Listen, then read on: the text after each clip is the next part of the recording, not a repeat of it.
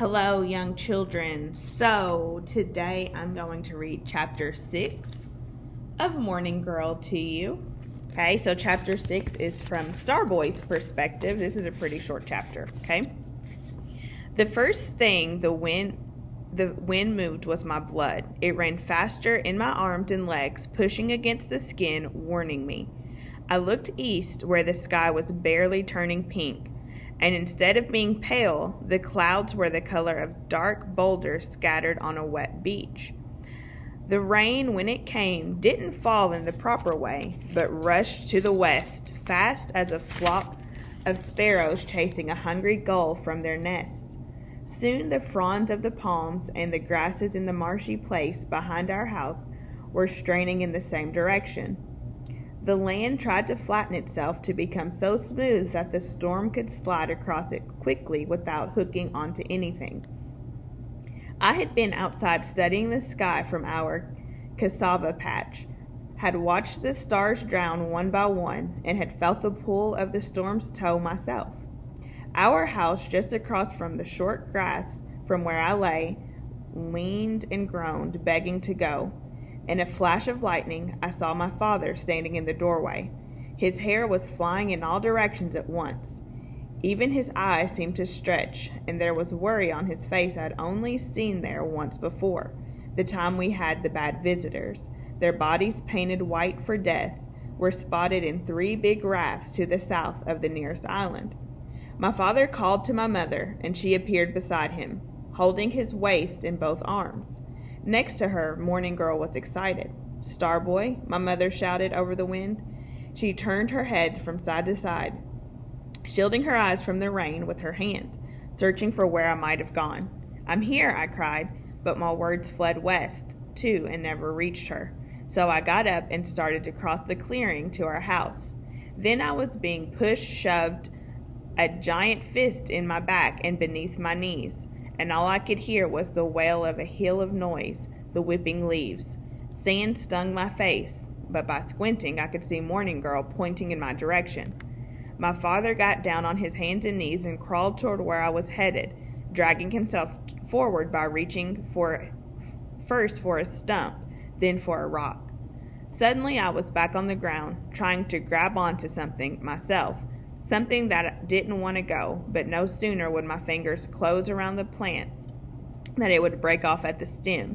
No sooner would my heels find a root than I would be skidded forward, skipping like a flat rock thrown on a pond. The rain was before me and behind me and all around me, a thick crashing wave, and all I knew was water and movement that slammed and hissed and screamed my name. But no, it was my father's voice, changed by his worry, made louder than I had ever heard it. I couldn't catch all the words, just some, like find and come and help. And then a strange calmness poured over my thoughts, and I was watching what was happening to me as if it were happening to someone else. I saw my wet arms, my twisting legs.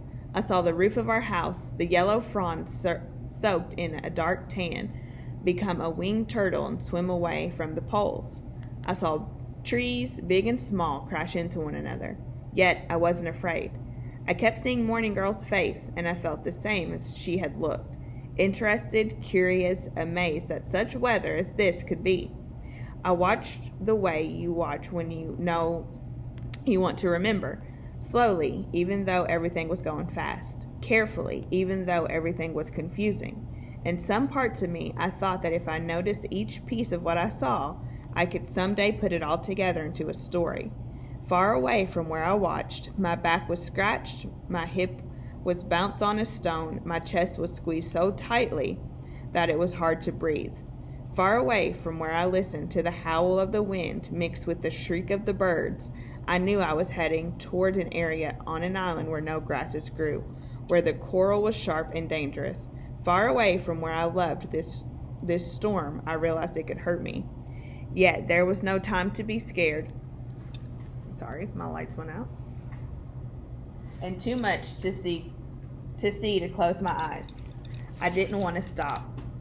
To my right was a very large tree, a special tree with fingers that dug into the earth. Usually higher branches were filled with red parrots. It was a place where people sat under during important times. The trunk was so broad, the bark so old and carved, that you could find its designs in its faces and all the people who ever died, if you needed to talk to them at least once more. We went there to look for the new sister when she didn't come home. And there she was, not far from my grandfather. Even in the dim, gray light, even with the thunder in my ears, even when I lost the sense to know up from down, I could see that I was coming closer and closer to that tree. Then it rose tall before me, and clear as I knew that Mother was still calling my name, true as I knew that Father was still making his way to the place I had been, sure as I knew that Morning Girl would want to hear all that had happened to me in the storm and be jealous that it had happened to me and not her. I knew it was the one tree that would surely remain tomorrow in the same spot it had been today. I couldn't exactly move my body where I wanted it to go, and I couldn't exactly stop it either, but by throwing my shoulders to one side, I managed to shift my course a little bit. So I did it again and again, and the fourth time my hand had hit one of the large tree's fingers. I grasped it and held on. A short time later, the wind retreated as if it were sucking in a large breath in order to blow harder, and I took the chance to pull myself closer to the trunk. I was not alone there. Shells and flowers, even a bird and a blue snake were pressed into the deepest folds of the wood. By making myself very soft, by letting my back find its own way, I fit into a kind of shallow basket that I would have never noticed with my eyes. As long as I kept my balance, leaning forward the opposite direction of where the wind wanted me, I became a part of the tree. Another face looking out into the world, watching. With my ears so hard against the bark, I could almost hear the others arguing and joking, chanting and singing to themselves in their own language. The wind was very angry that I discovered how to stop myself.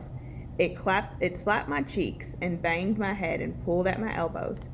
And just as suddenly as it had come, my calmness was gone, yanked away from me. "Mother!" I yelled. "Father, I'm here!"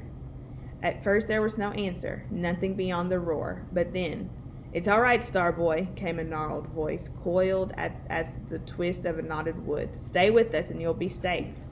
It was my grandfather, high above me. "It's you, isn't it?" I whispered, and he laughed, the way I remembered when he used to hold me against his warm skin and tell me stories about the sort of man I would grow up to be. "I'll visit you as long as this storm lasts," he said. "You must sit very still, and you must never tell anyone that I was here or what I say. It will be a secret between us. At least one person," I begged him. "You always argue, Star Boy," he sighed. "All right, only Morning Girl, but she won't believe you." Then we talked and talked and talked. Later, when the rain once again began to seek the ground, when the palm fronds still attached to the trees could once again return to their usual shapes, when I caught sight of my mother running toward me through a tangle of broken branches and heard my father promising her that they would find me soon, I thanked my grandfather and told him goodbye.